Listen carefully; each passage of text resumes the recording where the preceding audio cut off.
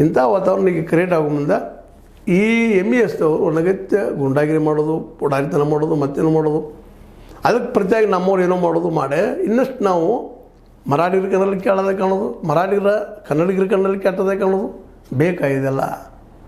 ಮಹಾಮೇಳವ ಮಾಡೋ ಅವಶ್ಯಕತೆ ಅದನ್ನು ಮಾಡಿರಿ, ವ್ಯಾಪಾರ ಮಾಡಿರಿ, ಬೇಡ ಅಂದಾರೆ ನಿಮಗೆ. ಮಹಾಮೇಳ ಅಂದ್ರೆ ಸಾಂಸ್ಕೃತಿಕವಾಗಿ ಮಾಡಿರಿ, ಕನ್ನಡಿಗರನ್ನ ತೊಗೊಳ್ರಿ, ನೀವು ಮಾಡಿರಿ, ಎಲ್ಲ ಕೂಡಿ ಮಾಡಿ, ನಾವು ತೊಗೊಂಡು ನೀವು ತೊಗೊಂಡು ಎಲ್ಲ ತೊಗೊಂಡು ಕೂಡಿಕೊಂಡು ಬದುಕಿಕೊಂಡು ಹೋಗುವಂಥದ್ದು, ಬದುಕನ್ನು ಕಟ್ಕೊಳ್ಳೋಂಥ ಕೆಲಸ ಆಗಲಿ. ಅದು ಬಿಟ್ಟು ಮಹಾಮೇಳ ದುಂಬಳಿ ಹಾಕಿ ಮಾಡಿ ಕೆಲವೊಂದು ಇದ್ದಾರೆ ಇಲ್ಲೇ ಮಹಾಮೇಳದವರು, ಇವರು ಅನಗತ್ಯ MESದವರು ವ್ಯಾಕ್ಸಿನ್ ಡಿಪೋದಲ್ಲಿ ಅದನ್ನು ಇದರಲ್ಲೇ ಮಾಡ್ಲಿಕ್ಕೆ ಹೊಟ್ಟಿದ್ದಾರೆ.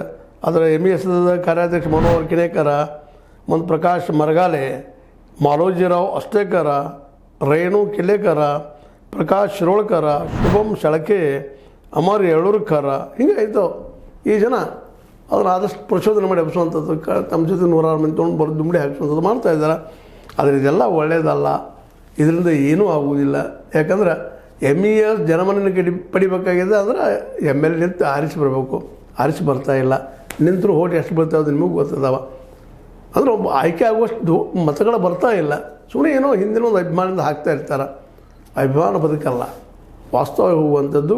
ಇಲ್ಲಿ ಕನ್ನಡಿಗರ ಜೊತೆಗೆ ಚೆನ್ನಾಗಿದ್ದಾರೆ ಮರಾಠಿಗರು.